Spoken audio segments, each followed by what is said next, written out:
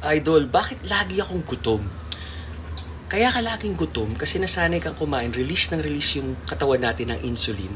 Tapos dinadala niya sa muscle stores, kung wala na tayong muscles or puno na yung glycogen stores ng liver, muscle, sa fat stores. So punta siya napunta doon, nagkakaroon tayo ng tinatawag na insulin resistance.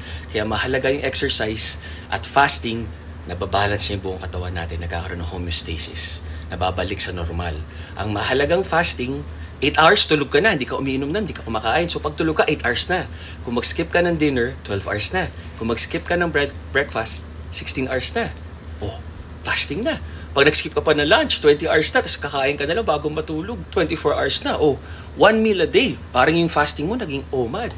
Tapos tinan mo, pag di ka kumain, di ka nag-release ng insulin, or pag kumain ka ng protein, single ingredient foods. Pag manok, manok lang.